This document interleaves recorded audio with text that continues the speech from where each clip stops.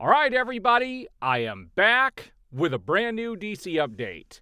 And the first thing I wanted to go over here is the quality of the video. I actually have my iPhone, it's not even plugged in. This is a wireless connectivity with my Mac Mini, and I could use it as a webcam. And let me know if you guys like the look of this or my other videos. I can easily start using this when I record my videos. I'm trying to look for a program that'll let me actually record in 4K since the camera does 4K video. But that's something I'm going to have to look into because my monitor is only 1080p, but there's some weird things. Beyond that, if you're new here and you actually like today's video, please take the time to hit the like button. Think about subscribing and hitting that notification bell so you will be notified when I have new videos go up. Also know that I am going to be on the Lethal Geeks podcast this weekend, and I will leave a link to that again in this video so that you guys will have that if you want to join us tomorrow when we do that podcast. But we have some things to look at today because it does look like Warner Brothers and Warner Brothers Discovery as a company is going all in on Batman, that everything is going to be Batman. And for myself, I think that's pretty cool. I love Batman, my favorite character in DC, and I would love to see more Batman stuff. The more Batman, the better. But let's take a look at what I've grabbed since my last video. First up, this was making the rounds all over social media yesterday and the day before, that Daniel RPK hints at the Center's cult being the antagonist in Lanterns. Now, some things to keep in mind with this is James Gunn has said that Lanterns is going to kick off the big bad storyline that is going to basically encompass everything moving forward to culminate into a big showdown. And a lot of people are hoping that this is what this is. I think this is kind of a weird choice. It comes off of The New Frontier. I think I talked about that in my last video, that James Gunn is basing the DCU. He has a fondness for The Last Frontier. And I think for the mainstream audience, this would be kind of an odd choice, to be honest with you. I don't think this is the right way to go, but it's not my choice. It's James Gunn's sandbox, and he is going to do what he wants to do. Now, I thought this was interesting. If you're following what's happening here in the U.S., Donald Trump he's going to be the next president starting in January, and that in no time, David Zaslav came out and started touting this as a positive for Warner Brothers Discovery. And it says, Trump administration may increase opportunity for needed industry consolidation, Warner Brothers Discovery CEO David Zaslav says. And there was a whole article with him in Variety that I read, and he basically wants to consolidate and get rid of some of the stuff that they own so that they can only keep the profitable parts of the company and spin off the things that aren't making money for them, like MSNBC and some other properties, because if anybody's following the U.S., the mainstream media is dead. They have been exposed for the fraud that they are over the last 8 years, and nobody is watching them. In fact, if you look up the most popular podcasts and news sources here in the U.S., the mainstream media is nowhere near it, and so they become irrelevant. And they're not making money, and David Zaslav wants to spin some of those things off so that Warner Brothers Discovery can be profitable the way it needs to be. The question is, are they going to allow this to happen or not? Because the one thing that analysts agreed in that Variety article is that Warner Brothers cannot stay on the track that they are on. The investors are getting annoyed. Their stock is still around $6, and they cannot maintain this for much longer because they're not making any strides to do anything better. And they are a ship that is treading water, basically. And everybody knows it. Zaslav knows it. They don't have a plan to get out of it. That's the problem, except for spinning stuff off. And right now, that isn't going to happen. So this was interesting about Superman, the Christopher Reeve story. This is unfortunate because, again, Warner Brothers did not stand behind this. First of all, Warner Brothers themselves paid $15 million for the rights to Superman. And what they ended up doing was there was only a 2-day showing back in September. And then they decided to release it more nationwide, but it was even restricted for that. There was only one theater around me showing it. And I did go and see it. And it was one of my favorite films of the year. But you can see that this movie had made, Warner Brothers spent it says, Superman, the Christopher Reeve story, releases on digital today after only making back $89,000 in theaters of the $15 million spent to get the rights to it, to distribute it. Which I find weird because everything about it says it should have been released by Warner Brothers to begin with. They shouldn't have had to pay anything for it, but hopefully the money that they paid went to the Christopher Reeve and Dana Reeve Foundation, but I don't know. Warner Brothers Discovery's David Zaslav came out and admitted that Joker 2 was disappointing as execs pressed on possible breakup. And this comes from that same article. David Zaslav made the comment that they need to streamline like Marvel, like Disney. Those were his exact words. That he wants to streamline everything to be like Marvel and like Disney.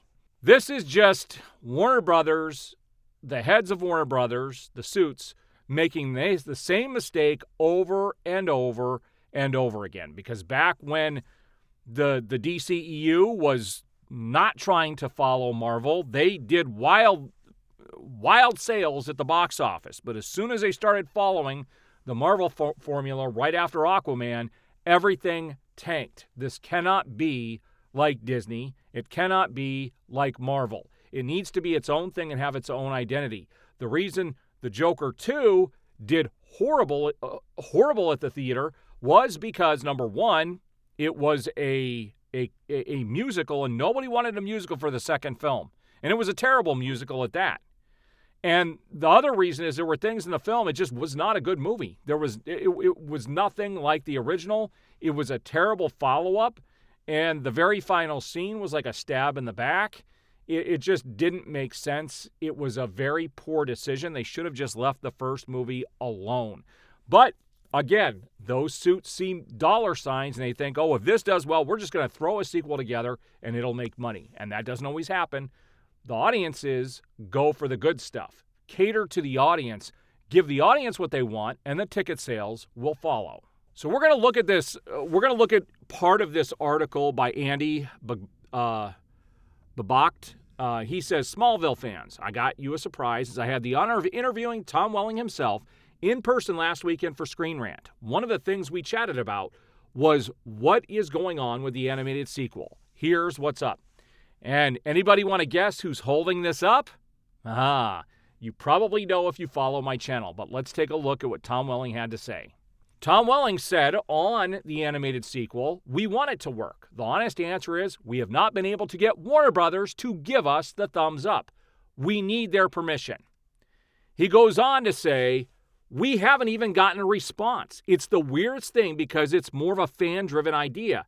It's not going to be a blockbuster. It's not going to be a financial windfall for any of us. We all like each other. We all like working together. And if we could do it, it'd be fun. But Warner Brothers, and I'm not hating on them, they just haven't gotten back to us. It's not a priority for them. It's like a not returning phone call thing. And it says he laughs. And then he goes on to say, I know we joked about it. Michael says, oh, James is so busy. Well, first of all, hold on. I got to tell you what the interviewer said at this part.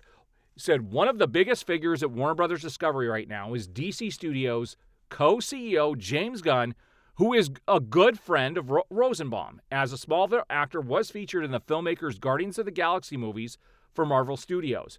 When suggested that Rosenbaum should contact Gunn about the Smallville revival, Welling stated, I know, we joked about it. Michael says, oh, James is so busy. I think it'd be a fun idea. We already have the animation done.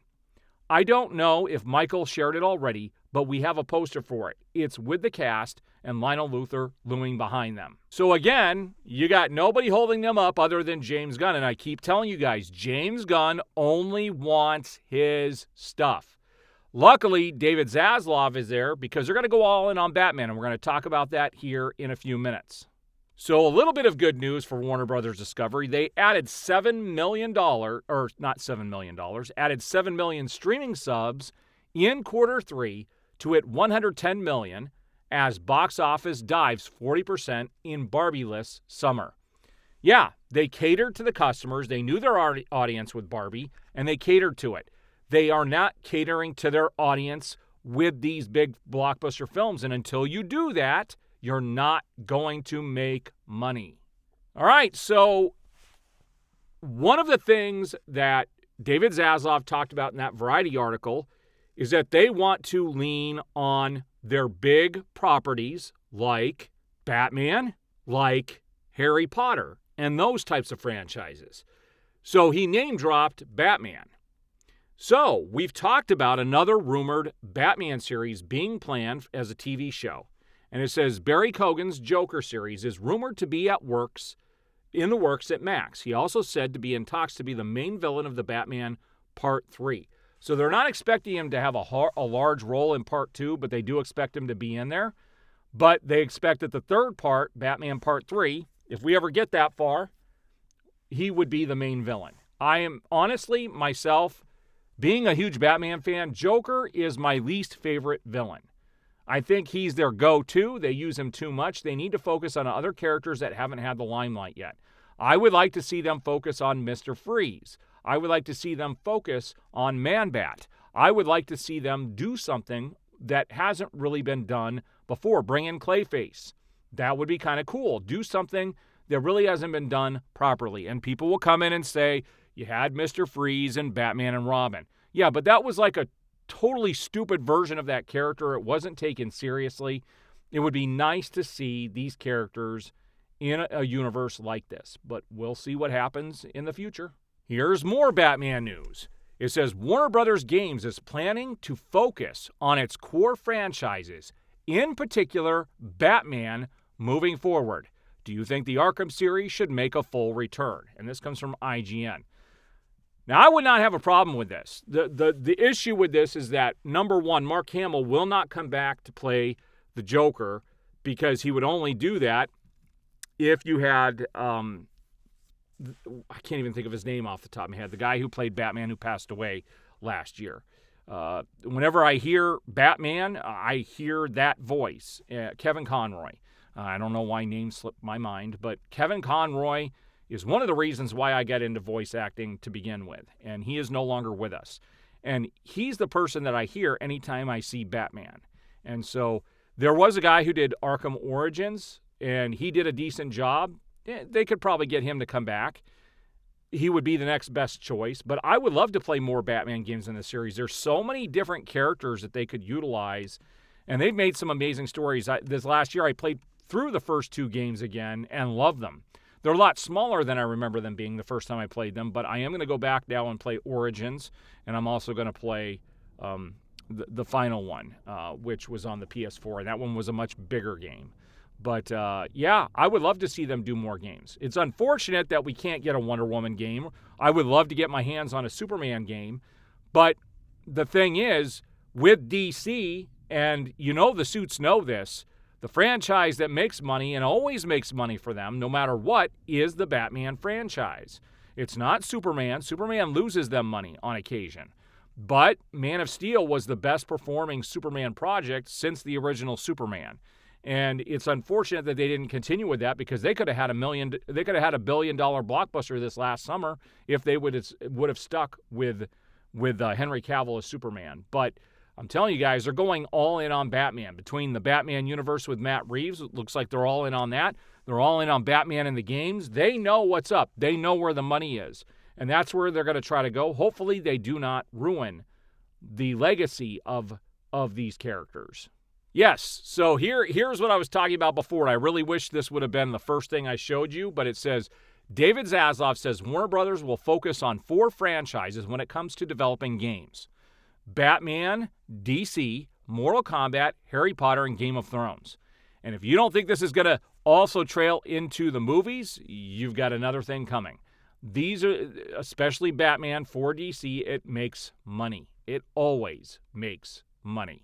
I did a post here on YouTube about these 2 books. I'm still cataloging all of my comic books, and these were oversized books that I had since the day they got released. They're not in the best shape. You could see in the corners there. These have been read, used, and they've been sitting on my shelf for a long time. But, yeah, these are epic. These come from Alex Ross. He did the art, and then you had Paul Dini who did the story for both. It's pretty awesome. If you don't have these, you should definitely check them out. Nicholas Hoult was making the rounds. You know, he's playing Lex Luthor in the upcoming Superman movie. But he actually said Nicholas Hoult has opened up about his exciting experience working on James Gunn's Superman movie. James Gunn and all his team around him, they really gel. And there's an excitement to creating, and that's something that was infectious to be around. I just hope they do these characters right. I still have a sliver of hope that this movie might be good, but I am not holding my breath because there's nothing about the reveal or anything that's been shown since that says that this is going to be a good movie. And so I'm still eagerly awaiting the trailer to see what kind of a feel this is going to have to it. And if I'm not mistaken, he was also trying to get the role of Superman, if I'm not mistaken. I do believe I saw that going around as well, but then he kind of gave up on that. If I'm wrong, let me know in the comments below. All right, guys, so there you have it. My newest DC update. If you like the content today, please hit that like button. I am on the road to 20,000 subs. I'm grateful for all the viewers that I have currently and everybody who is supporting me. You guys have been great. It's been a fun 4 years here on YouTube, and I'm not going anywhere. I plan on bringing you lots of content here in the future. We will see you on the next video.